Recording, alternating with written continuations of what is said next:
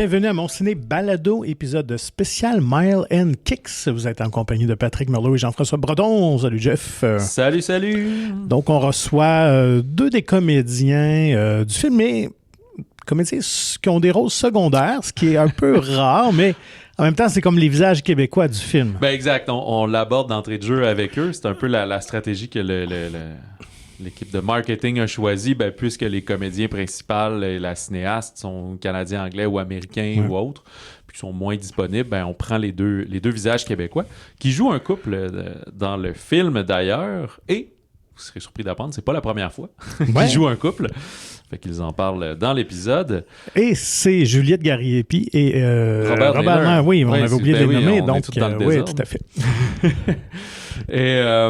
Mais qu'est-ce que c'est Mile and Kicks? Mile and Kicks, c'est un coming of age de jeunes adultes qui se passe en 2011, donc il y a 15 ans, dans le quartier Myland à Montréal, et qui va témoigner de la musique qui vibre dans ce quartier-là, de plusieurs bands qui ont émergé de Montréal, qui est quand même une plaque tournante là, du rock, entre autres.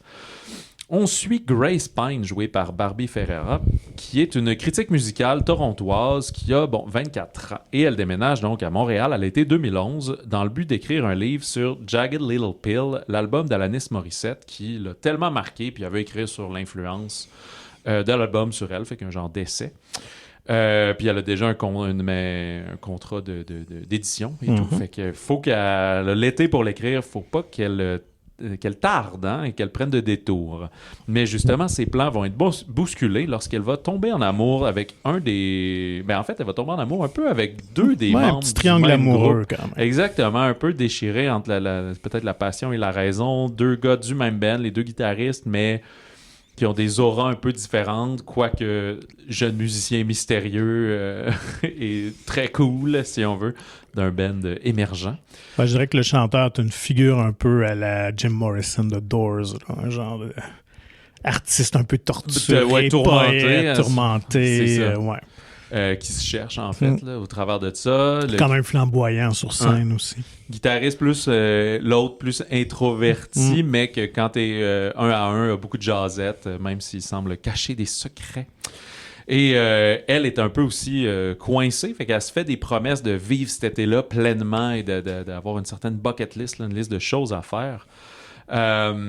Fait que rapidement, elle va comme se retrouver proche de ce groupe-là, Bone Patrol, dont Robert Naylor joue le drummer, et se promet de devenir leur attaché de presse. Fait que là, elle va être prise entre l'obsession romantique et sa recherche personnelle en tant qu'écrivaine, entre le nightlife puis sortir de sa coquille, mais aussi se mettre à sa tâche. Fait que c'est un film qui rend hommage donc à la scène musicale du Myland, qui a donné naissance à des artistes à l'époque comme Mark DeMarco, Arcade Fire, Grimes. On parle aussi de... c'est eux qui jouent le concert au début, puis là, je m'en veux parce que... c'est plus ton expertise. Ouais, c'est un band que j'écoutais à cette époque-là, puis là, j'ai oublié, je m'excuse, mais tout band montréalais qui vient. Mais moi, je trouve que c'est aussi une belle lettre d'amour à Montréal, de ce quartier où on se promène, il fait chaud, il fait beau, c'est l'été. On sent vraiment cette période-là à Montréal, cette effervescence-là. Et à ce niveau-là, c'est très réussi. Puis autant ça l'est sur Montréal, mais moi, j'ai pas connu ça. Là. J'ai jamais été à Montréal là, voir des spectacles un petit peu, là, mais pas comme ces bands-là dans des places underground et tout. Là. Puis... moi, ça me rappelait aussi ma début vingtaine, justement, d'avoir aussi une passion animée. Moi, j'avais une passion bien plus forte pour la musique que pour le cinéma, là, à cette époque-là. T'sais. Puis, fait que de découvrir des bands, de triper, faut que tu écoutes ça absolument, puis etc. Puis des fois, réaliser plus tard que c'est des bands québécois, montréalais ou canadiens. Là. Oui. Fait que ce côté-là, cette jeune vingtaine de tomber, de vouloir tomber en amour, puis des fois ça marche, puis des fois ça marche pas, puis les parties et tout. Fait que tu le sais que j'aime bien les coming of age en général, et souvent c'est des coming of age de 15-16 ans, mais quand c'est début vingtaine, j'aime ça aussi, il y a une fraîcheur différente. Hein. On n'a jamais fini d'apprendre. Hein, non. À 24 ans, on pense qu'on sait tout, mais on peut agir égoïstement. Alors, voilà, fait que l'épisode, Mile and Kicks prend l'affiche partout au Québec le 17 avril en version originale anglaise avec sous-titres français et même en version doublée en français. où c'est Robert et Juliette qui se doublent eux-mêmes, hein, évidemment. Ben, ça, c'est pas toujours le cas, mais quand on peut, on le fait. Et voilà, c'est quand même un coup de cœur. C'est une belle découverte pour moi, ce film-là. J'ai vraiment apprécié mon visionnement sans réinventer la roue et redéfinir le cinéma avec un grand C. Là. C'est un film très appréciable, comme tu as dit. Ça met dans le mood de l'été. Oui. Je pense que même s'il fait 8 degrés et qu'il pleut, vous allez avoir envie d'aller vous chercher un flotteur, là, une barbotine, là, une slush avec la crème glacée dedans ou un cornet. Et moi, je dirais pour ma part, puis on l'aborde dans le balado, c'est la question de représentation féminine, parce que Barbie Ferreira, elle n'a pas un corps typique de la beauté à l'ouest de cinéma américain, tout ça. Bon, mais en tout cas, je dirais cinéma classique parce qu'on a un film canadien, mais c'est le fun de voir d'autres modèles qui s'assument pleinement. Et que c'est pas un enjeu du film. Non, c'est ça, c'est vraiment ça pas. On en discute avec Juliette, on parle un peu d'Euphoria aussi, puis c'est ça, c'est pas comme elle qui est un peu grosse, qui doit, tu sais, c'est comme, ben non, c'est juste elle, puis c'est son corps. Elle représente le vrai monde, la majorité des gens, finalement. Ben oui. Et c'est bien. Fait que voilà, plein de belles choses positives à dire autour de Mile & Kicks. Alors laissez-vous charmer et par l'entrevue et par le film. Bienvenue à cet épisode spécial Mile & Kicks. On reçoit 2 comédiens dans le balado dans cet épisode-ci. Donc, on reçoit Juliette Gariepi et Robert Naylor. Bonjour. Bonjour. OK, vu que j'allais commencer la question, juste avant d'enregistrer, finalement, on l'a gardé. D'habitude, en tournée promotionnelle, on a souvent les cinéastes puis les premiers rôles. Puis là, parce que c'est des comédiens canadiens-anglais, peut-être que dans l'emploi du temps ou quoi que ce soit, ou juste pour la promo, ben on mise beaucoup sur vous, Robert et Juliette, les comédiens québécois de l'histoire qui se déroule à Montréal.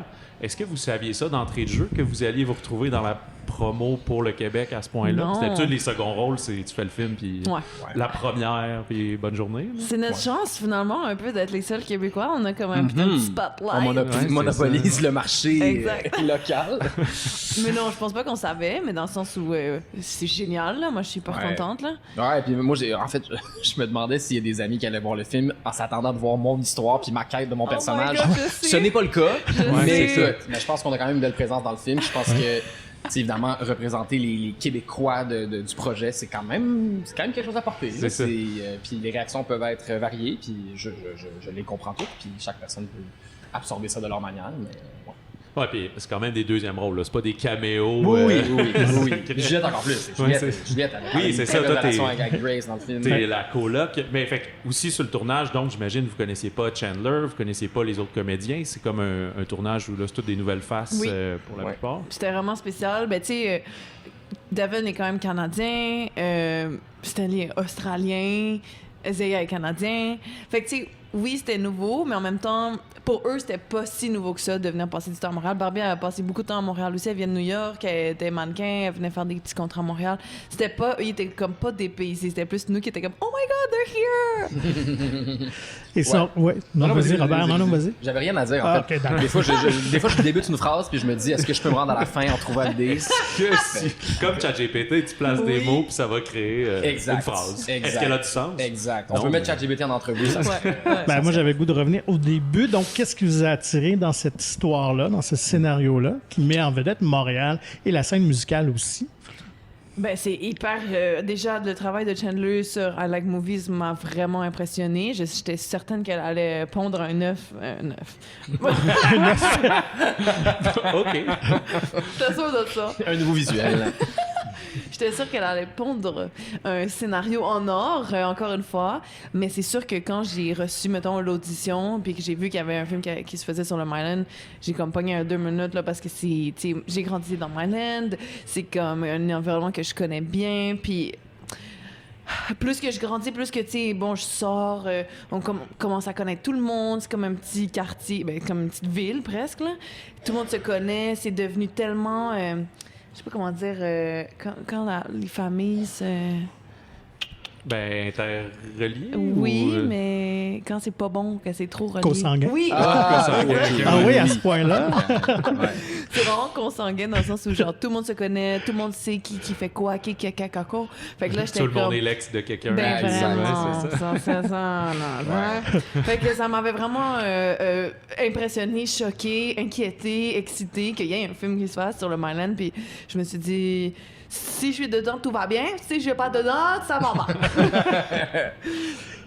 Moi je viens de l'extérieur, moi je viens pas du Myland, mais tu sais, la réalité d'être un acteur, c'est que ça serait vraiment le fun de toujours choisir nos projets. Ce n'est pas toujours le cas, mais quand on reçoit un projet qui vient rejoindre notre humanité, nos intérêts, qui parle de notre ville, qui parle de nos passions, tu sais, la musique, tout ça, c'est sûr que tu donnes encore plus de jus.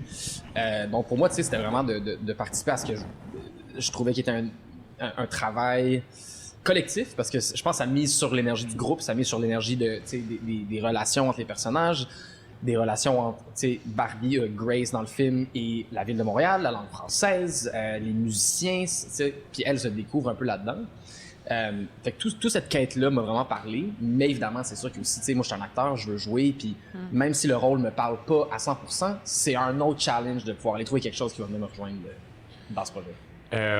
En ce sens, tu joues un drummer dans le film. Est-ce que tu joues du drum pour vrai? Oui. T'as-tu appris pour ça ou tu le savais déjà? Non, je jouais déjà. Puis je pense que ça m'a aidé dans ma candidature, mais finalement, dans le film, c'est pas c'est pas Sound of Metal, un film sur le... ça fait partie du film, mais c'était vraiment important pour Chandler qu'on ait l'air d'un vrai band, qu'on ait les bons... Puis elle me disait que, on disait genre... drummers always make this face. Elle me disait genre ils ont comme une face de drummer où ils sont comme un peu comme mad face un peu en train genre de chier les culottes mais pas ça comme fait que tu sais on a placé des choses de même mais tu sais moi je jouais déjà du drum puis tu sais les chansons qu'on a jouées sont pas hyper compliquées niveau musique. Fait que je j'étais pas hyper stressé. Mais je l'ai vu, moi je suis musicien aussi, puis j'étais là, ok, il drum avec assurance. Fait que soit il a fait 2 mois de cours, puis il a vraiment pratiqué. Mettons les autres membres du band, Stanley qui joue Chevy, le chanteur, lui c'est un musicien, il joue de la guitare, il chante. Même il y a une tune dans le film qui parle d'un supermarché coréen. Celle qui fait acoustique sur le toit. C'est sa tune à lui, que lui a écrit, puis qui a amené au scénario, puis qui a un peu donné au film. Ouais, c'est vraiment, c'est super personnel. Puis là, Devin et Isaiah, les deux autres comédiens, étaient pas... Mais Isaiah est musicien, mais c'est un rappeur, là, fait que c'est pas du tout la même chose que jouer de la bass. Mais pour eux, c'était de apprendre l'instrument, puis là, être capable de jouer live sans tout le temps regarder ses mains. Fait que ça a quand même pris beaucoup de temps pour trouver un... Faut que t'aies l'air du gars que ça fait 400 fois qu'il joue la tune parce qu'il l'a répété. C'est ça, il a pas regardé ses mains, fait que... Ah, c'est ça. Mais là, il y avait aussi dans la promo que Bone Patrol a l'air d'un vrai band. Il y a comme un compte Instagram, il y a des faux flyers. Mais avez-vous traqué, c'est pas toi qui as traqué les tunes dans le film? Oui, puis c'est Stanley qui chante, c'est le chanteur du film, c'est lui qui chante la tune qui a été enregistrée. Puis je pense que... Puis les tunes sont bonnes. Ouais, les tunes sont vraiment bonnes, écrites par Tops, un band montréalais. OK. En fait, le distributeur américain de ce film, Sumerian, c'est genre une boîte de heavy metal qui tire vraiment de musique. Okay. Puis eux, ils ont comme sorti le band sur leur sous leur genre pas leur brand mais comme leur label. Puis moi je voyais sur YouTube qu'il y avait des vidéos de genre Breaking Benjamin, Asking Alexandria, des gros bands de métal, puis là il y a Bone Patrol, puis il y avait des commentaires de genre pas sûr que c'est la bonne page pour ça, là. C'est pas du tout la même bande, mais tu sais, ça faisait partie du marketing qui voulait faire comme si c'était un vrai band, puis comme si on avait un clip, puis on sortait nos tunes.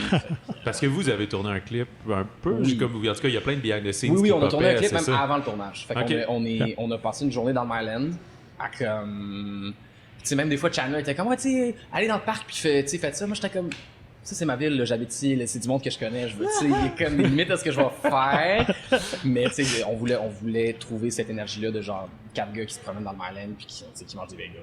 Fait qu'il manquait juste à faire un vrai show finalement. C'est ça. Mais on a un peu fait un vrai show au Ritz, là, dans les scènes qu'on a tournées. Tu sais, c'est pas tout qui est au montage final, mais on aimerait ça partir en tournée. On est prêt, on est aiguisé, ready to go. Ouais, c'est ça, une semaine de pré-prod, puis c'est fait. C'est ça. Toi, dire, Juliette, le côté DJ. Ouais. Ah, alors là... Tu veux fake it till you make it? Voilà. Mais là, je voulais pas cliquer sur n'importe quel bouton. Tu sais, des fois, tu vois des DJ, ils font un peu n'importe quoi. Là, j'ai demandé de l'aide à un ami DJ de m'apprendre un peu. C'est tough, hein? Pas facile. Il y avait eu une fameuse vidéo virale il y a quelques années de Paris Paris Hilton, là, qui était payé genre dans son film des milliers de dollars pour faire des prestations. Puis, tu sais, il y avait comme la caméra un peu derrière, que finalement, c'était sorti par après, qui est genre à un pied de ses platines, elle fait rien. Là, c'est juste comme une playlist. Qui était même pas branché.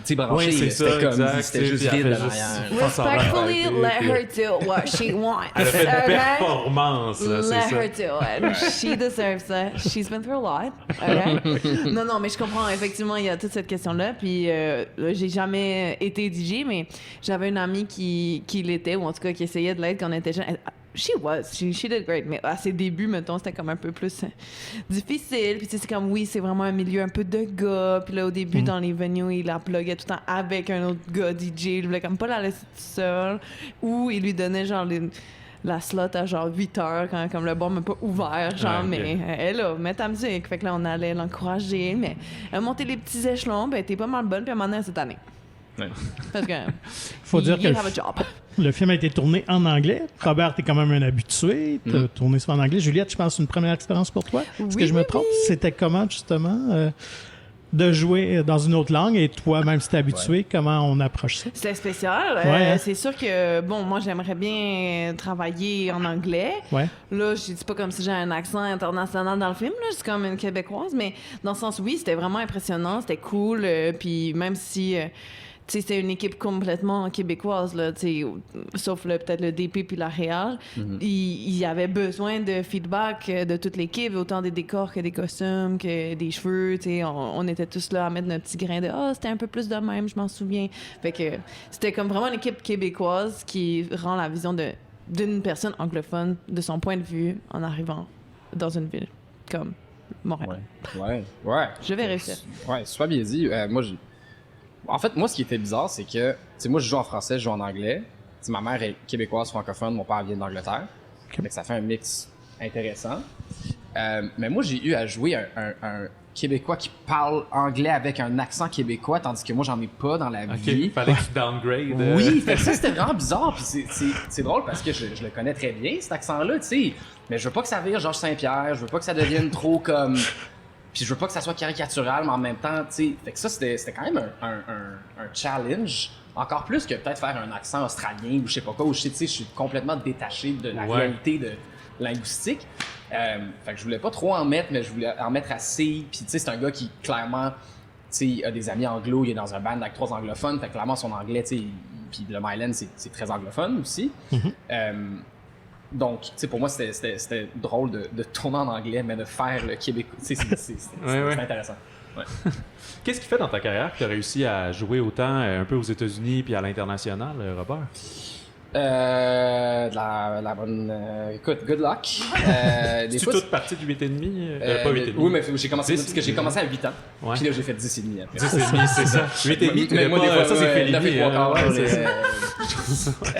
Non, des fois, dans la vie, j'avais 8 ans. Fait que, moi, j'ai dit à ma mère, il y a personne dans ma famille qui est dans l'industrie, il y a pas de cinéaste. Mon grand-père jouait du piano, mais c'était pas... Bref.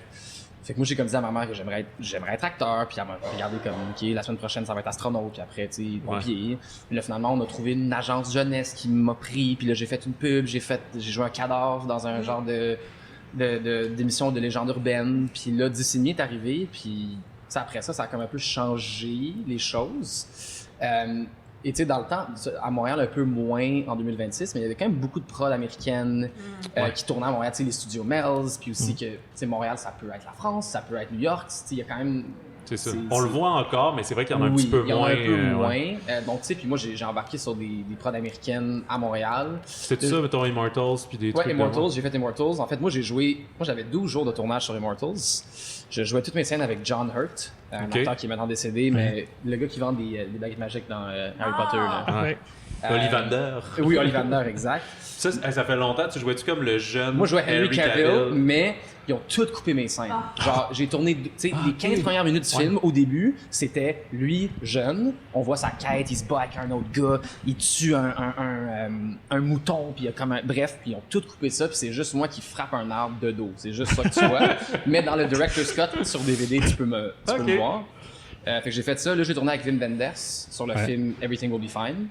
Puis ça, c'était comme vraiment là, j'ai fait comme, OK, tu sais, ça, c'est d'avoir la chance de travailler avec cet homme-là, puis de le voir à l'œuvre, puis de voir à quel point il était groundé, puis il était juste, genre, il se mettait, tu sais, les mains dans la bouette, puis il était sale, là, j'étais comme, OK, ça, c'est cool, puis ça a alimenté mon amour pour ça, puis là, tu continues, puis tu essaies de prendre des choix, puis de t'enligner sur les bonnes choses, puis, tu sais, français et anglais, les deux, j'adore pour différentes raisons. Ben, malgré ça, pas malgré ça, mais je veux dire, les deux, dans vos CV, on dirait quand même que vous essayez d'avoir des films qui sont plus, disons, qui sont plus vrais ou plus groundés que juste payants ou pour être populaire ou pour être devant. Tu sais, peut-être que tu aurais eu un tremplin de dire, hey, je veux être dans des Marvel ou quelque chose comme ça. Probablement plus facile à dire qu'à faire, j'imagine, mais je veux dire, t'es pas dans un horror flick classique, là. Je sais pas si en secret t'as tout refusé, puis t'es juste amer de ça, mais c'est pas la même chose jouer avec c'est ça, Wim Wenders que juste c'est ça, faire le film d'horreur de la semaine ou quelque chose c'est ça, mais comme je disais tantôt aussi, on n'a pas tout le temps le choix, ça dépend aussi de la réalité de la carrière, puis la réalité de l'industrie au Québec aussi, tu sais, on est, je sais pas, la population du Québec rendue à quoi, 9, 8, dans ces eaux-là. Tu sais, il y a quand même des limites sur les limites financières, les limites de, tu sais, tout est via des subventions, tu sais, fait qu'on est quand même, il y a des contraintes, mais le talent est là, puis tu sais, les histoires sont là, puis les artisans, puis tu sais, les équipes techniques sont là, puis on a des histoires à dire, fait que si j'ai la chance de choisir ces projets-là, je vais le faire, mais en même temps, moi, tu sais, je travaille, faut que je paye mon loyer, c'est la réalité d'être un acteur. Pas juste au Québec, mais ben, tu sais, un acteur au Québec, c'est ça la réalité. T'es un pigiste, de bon choix. Oui, 100%. Allons-y, un peu de patinage. Comment c'était de travailler avec Barbie Ferreira et êtes-vous fan de Euphoria? Moi, je te laisse parler, parce que moi et Barbie, on n'a pas tant... Mais on était vraiment en gang, on était tout le monde ensemble. T'étais toujours en bobette dans vos Oui. Non, c'était incroyable, franchement, c'était tellement impressionnant. Juste de savoir que c'était elle qui était dedans, c'était comme, wow, ok, super. Puis là, ben, de la rencontrer, c'était encore plus impressionnant parce qu'elle est tellement cool, elle est tellement belle, elle est tellement fine, all the above. Mais franchement, elle est hyper down to earth, elle était vraiment généreuse avec nous, vraiment fine, comme, tu sais, elle nous a amenés, on pensait que c'était nous qui allions lui faire découvrir la ville, mais finalement, c'était elle qui nous amenait faire des trucs vraiment nice. On est allé au Palomosa Festival, il y avait Shy Girl, son amie qui mixait, elle nous a amenés au show de Charlie XCX parce que c'était son ami, on l'a rencontré. Tu sais, c'était comme vraiment cool, là, vraiment.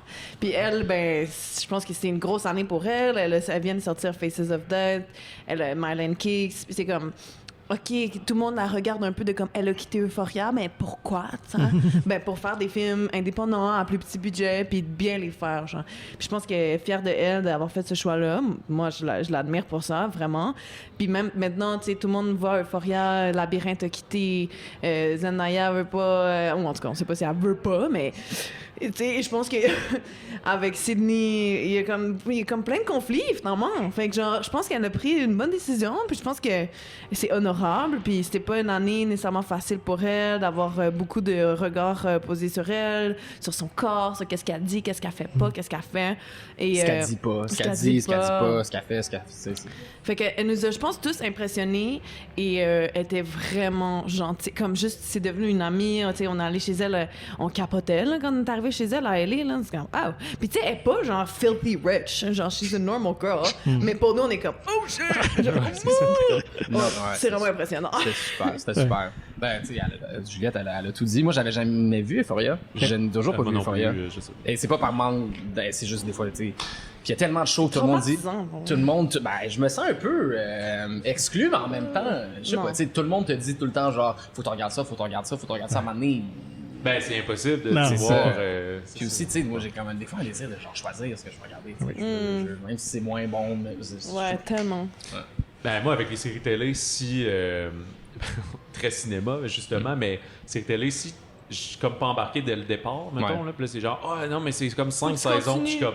Non, mais c'est vrai. C'est impossible que je rattrape le temps d'écouter 5 saisons de quelque chose. Mais des fois, c'est vrai. Là. Mettons, genre, tu sais, les Succession, Breaking Bad, des choses de même, ça commence très lentement, mais ça vaut. C'est ça. Ben, ce que je veux dire, c'est pas. Après un épisode, je peux embarquer, c'est juste, je regarde ce qu'il y a devant moi, 5 saisons, 12 épisodes, je suis comme, non, c'est ça, je vais écouter comme 20 films avant de faire ça. Je comprends. Fait que, ou réécouter The Office. Ah, okay, effectivement.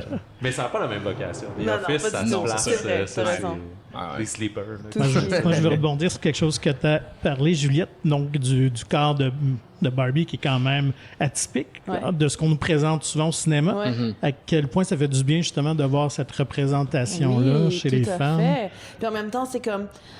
Ah, enfin une grosse au cinéma. Puis en même temps, Barbie est comme, je suis juste une personne, je suis pas juste une grosse, genre. Je suis une actrice, je suis un personnage, genre. Mais effectivement, tu sais, dans Euphoria, je pense qu'elle était vraiment comme la grosse, la meilleure amie grosse, genre, tu sais. Puis veux pas, c'est souvent ça qu'on voit, là, comme, c'est rare qu'on voit, genre, une avocate grosse, genre, ou comme Forceneck, genre detective, but she's fat. C'est toujours comme ça tourne autour du fait qu'elle est grosse puis qu'elle veut non, comme.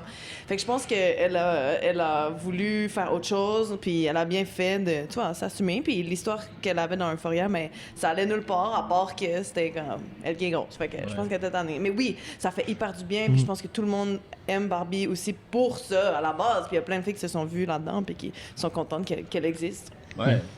Ouais, c'est ce que je trouve un parallèle intéressant, c'est, tu sais, tu parles de la perception ou de la représentation des femmes et du corps de la femme. C'est aussi comme, mettons, les personnages LGBT pendant longtemps, c'était tout le temps tragique, tout le temps en train, genre, abusif. Tu sais, la personne peut juste être un cinéaste gay, un avocat gay, tu sais, ça n'a pas besoin d'être central à l'histoire. Puis, comme tu dis, Barbie, elle n'est pas la représentante de quelque chose, elle est juste quelque chose, puis là, on lui donne ce titre-là, mais ça ne veut pas dire qu'elle doit porter ça. Là, mais ça fait du bien.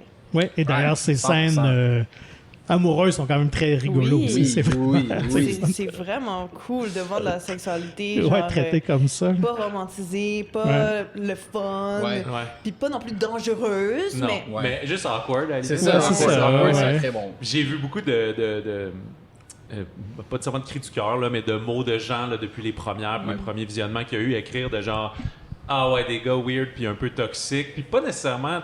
C'est toxique, mais pas nécessairement avec des mauvaises intentions, juste extrêmement... absorbés par leur propre... Ouais, c'est ça. C'est comme un peu... puis on pourrait même dire que Grace aussi est un peu toxique, là-dedans. Là, elle insiste avec quelqu'un qui finalement qui dit qu'il est pas down, il dit « chill, you should chill », tu sais. I'm chill. Mais c'est un peu le concept de comment on s'est fait marteler toute notre vie, que genre les gars allaient vouloir, c'est la seule chose qu'ils veulent, c'est baiser. Comme non, maybe not, you know. Peut-être qu'ils veulent travailler sur leur album. Mais je pense, puis aussi, soit genre recevoir un rejet ou un refus, ça fait en sorte que là t'es comme obsédé par l'idée de quelque chose et non par la chose. Puis je pense que pour Grace dans le film, elle devient un peu obsédée par l'idée d'être avec ce gars-là, mais genre à chaque fois qu'elle est avec ce gars-là, elle est pas heureuse. Elle en parle dans le film, elle dit je me rends compte qu'à chaque fois que je suis avec toi, je me sens mal. Fait qu'à un moment donné, je suis comme, peut-être, tu sais, c'est ça ma réponse. Tu sais, j'ai pas besoin de... Mais je pense qu'on a tous passé par là. Le désir versus la raison. C'est sûr. Puis s'attacher à l'idée de quelque chose et non la chose. En plus qu'elle met pratiquement dans ses objectifs de l'été, d'avoir un chum, d'avoir du sexe et tout. Fait que...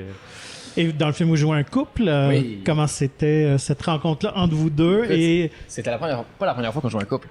On a joué un couple dans District 31, à la télé.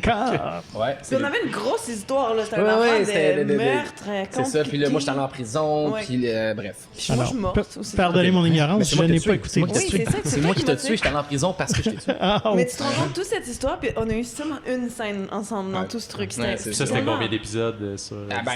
Au total, c'était genre 8-12 épisodes d'histoire, tu sais, l'intrigue. Mais je trouve qu'on a une belle énergie ensemble, Juliette. Puis je pense que, écoute, on est quand même différents. Ouais. Mais, je sais pas, il y a quelque chose avec toi que I'm like... on a comme une belle... J'aime forme de magnétisme un peu. J'aime beaucoup Juliette. Non, c'était vraiment le fun, c'était facile, c'était cool. Puis on avait des petites chances d'improviser, même si genre le texte de Chandler est quand même très rigoureux, précis. Genre comment on dit, les moments d'humour sont comme... Les références, puis les clins d'œil. Fait que oui, il y avait de l'impro, mais il y avait aussi genre de master un peu ce rythme humoristique qui était déjà là. Puis je sais pas, elle a un peu un humour américain, je sais pas comment dire, mais un peu genre pince sans rire, satirique. Fait que c'est vraiment spécial, mais oui, ça s'est bien passé. Puis on a fait des auditions avant pour trouver qui pourrait bien jouer mon copain. Alors, c'est toi qui as eu le rôle en premier? Personne. Ouais. Puis on a fait l'audition. Mais on a fait l'audition. En fait, moi, j'ai envoyé un tape. Puis c'était pendant la canicule. Il faisait genre 39 000 degrés. Puis moi, j'étais comme... c'est soit que je suis en sueur ou je suis en chest. Fait que j'étais comme, mettre en chest. Je sais pas, je trouve que ça fait. Puis là, Chandler a dit, oh my god, c'était tellement un bon choix de te mettre en chest. Là, c'était tellement le personnage. Écoute, c'était plus les conditions de mon appart. Puis là, on a fait une audition, un test un peu, toi puis moi, à l'appart du producteur qui habitait dans le Myland. C'était quand même vraiment parfait. Puis on a genre fait la scène de Grace qui arrivait. Puis moi, oui, on niaisait. C'est vrai que ton personnage est un peu très camisole. Puis, oui. Ouais, puis tu sais, même quand je suis arrivé avec les 4 autres gars, on avait tous un peu la même coupe de cheveux. Puis elle était comme, ok, il y en a un qui rase, tu sais, parce que sinon, c'est tout le même genre de mop, messy. Ouais. Fait que moi, c'est moi qui s'est bleaché 15 fois dans 6 mois. C'était égal le tournage, il y a quasiment 2 ans. Presque 2 ans. Été 2024, mais fin d'été 2024. Fait que genre juillet ou septembre. Puis là, le film traite quand même justement de band de musique en 2011 à Montréal. Ça, c'est il y a 15 ans. Ouais. Qu'est-ce que vous écoutiez comme musique, vous, il y a 15 ans? Moi, malheureusement... Puis, soyez honnête, là, c'est probablement pas du indie rock du plateau ou du Myland. Vous aviez quoi dans l'adolescence? Ouais, cadeau. Moi, j'étais encore pognée dans One Direction. T'es bien là-dessus. Mais sinon, c'était le début de Lana Del Rey aussi. Là. Ça a changé beaucoup de choses pour nous. Ouais. C'était le début de Lord, là, Royal. Ça venait de sortir. Ça, c'était bien cool. Mais ouais, Lana Del Rey, des couronnes de fleurs... MGMT, j'avoue que je venais de le découvrir, j'étais pas mal là-dessus. Là? Ouais, ok, dans ce temps-là. Dans le temps, puis aussi Arctic Monkeys. Ah, yeah. Mais Arctic Monkeys ont été découverts par du monde à chaque album. Oui. Ça fait partie de ces bands-là, puis ils ont un peu leur son évolué. Ils ont des tunes que des fois j'entends que je savais même pas que c'était Arctic Monkeys, puis ils l'ont dit différemment.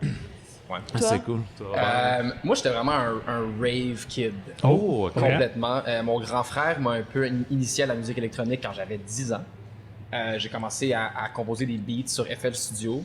À l'âge de 10 ans. J'y mettais en ligne sur un site web qui s'appelle Newgrounds.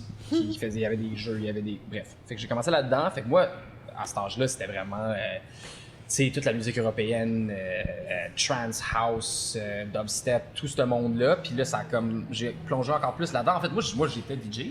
Fut un temps dans ma vie. Ouais? Moi, j'ai mixé dans des after hours à Montréal à l'âge de 16 ans, 17 ans. Okay. Sur la rue Sainte-Catherine. Ma mère était là parce que ma mère voulait supporter mon rêve de devenir DJ, mais elle était comme, ils vont pas te laisser aller dans un after à 16 ans, à 6 heures du matin là, pour jouer du gros crise de trance. Donc, elle était là, tu sais. Fait que moi, j'étais vraiment là-dedans et j'avais mon côté métal. Fait que c'était vraiment deux mondes qui s'opposaient, mais...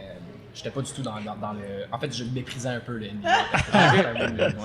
Tu vois, ça t'est revenu dans la face. Ouais, 100%. Puis ta mère, elle dansait dessus ou elle se faisait un peu chier? Là, elle a commencé à danser un peu. Ah ouais, okay. Puis là, tu sais, moi, je me suis fait des amis DJ. J'ai un de mes meilleurs amis, c'est un DJ international qui vit en Europe. Puis à chaque fois que lui vient jouer à Montréal, ma mère va au show, ma mère est allée à son mariage, moi, j'étais à son mariage. Ouais, puis c'est rendu un de mes meilleurs amis, puis là ma mère est comme ouais, ça c'est mon genre de beat, ça c'est moi mon genre de beat, j'aime moins ce style-là, puis c'est quand même cool, c'est cool. Pour être producer, puis elle pourrait. Juste rapidement, excuse, un DJ set qui commence à 6h du matin, c'est quoi, tu dors avant, t'as la petite pointe à 3h du matin, ou fuck it, t'es là-bas sur le Red Bull, toute la nuit? Tu sais, c'est ça. Mais c'est, dans les after, il n'y a pas d'alcool. Ouais. Donc, même moi, à 16 ans, j'avais le droit d'être là. Parce que techniquement, c'est pas une licence de bar. OK. Mais tu sais, moi, j'ai déjà fait, tu sais, dans ma vie, passer 15 heures dans un after hours sans consommer absolument rien. OK. Puis des fois, tu sais, moi, j'aimais vraiment... Ben, ça m'arrêtait là. Mais tu sais, j'aimais vraiment la musique. Puis pour moi, tu sais, je voulais tellement... Moi, j'étais un peu Grace... qui était au show puis regardait tout le monde. Moi, j'étais là comme je veux, tu sais. Puis moi, j'écoutais les tunes que les DJ jouaient, puis j'étais comme moi, je veux faire des tunes de même, puis tu sais, je me retournais chez nous, puis tu sais, fait que tu sais, pour moi, j'ai un peu vécu la même chose, mais tu sais, c'est sûr qu'à 6h du matin à danser, c'est varié, les gens, les substances, les vibes. Oui. Fait que tu sais, j'ai appris aussi, tu sais, la communauté gay aussi, tu sais, les afters, c'est très gay, c'est très sensuel, c'est très fait que c'est moi et ma mère, on a découvert ça ensemble. C'était malade. Et dans le film, on parle d'Alanis Morissette, qui fait partie un peu de l'intrigue. Donc, fan d'Alanis, c'est pas votre génération, vous êtes un peu plus jeune, mais quand même, avez-vous écouté un peu d'Alanis? 100% fan d'Alanis, génial. Puis, je sais pas, j'ai l'impression que moi, c'était comme mes cousines, genre, que je trouvais qu'ils étaient cool, tu sais, qui étaient comme plus vieilles. Puis, ils écoutaient ça, puis j'étais genre, waouh, il y avait des colliers avec des chouettes, hein? Collier de chouettes, je sais pas si vous vous rappelez ça. En tout cas, on s'habillait d'une manière, certaine manière, j'ai trouvé vraiment cool. Puis oui, c'est là que j'ai découvert Alanis. très post-grunge dans son arrivée, justement. Et tout. Mais ouais, pionnière canadienne. Moi, je dois t'avouer que je ne connaissais pas Alanis Morissette. Là, maintenant, oui, mais ça m'a pas formé. J'ai pas mais t'avais déjà entendu It's Like Rain. C'est sûr, mais c'est pas un artiste qui m'avait... T'aurais pas écrit un livre sur l'influence d'Alanis Morissette sur toi? Non, j'aurais choisi l'influence d'autres choses. Mais moi, venant de l'Outaouais, c'était très fort chez nous. Ben oui, évidemment, quand elle a explosé, évidemment. C'était la fierté de la région, bien qu'elle vienne d'Ottawa. Mais c'est ça. Moi, je suis de cette période-là, effectivement. Robert, Juliette, merci beaucoup. C'était vraiment très cool. Merci. On invite tous à aller voir Mylan Kicks en salle dès le 17 avril. Puis aller au cinéma en général. C'est le fun d'aller au cinéma. C'est des moments culturels en gang. Et je dirais qu'avec cette pluie printanière, c'est un vrai rayon de soleil parce qu'il fait beau et chaud. On sent la chaleur, le soleil dans le film. Donc, complètement. Merci les gars. Merci beaucoup. Merci à vous.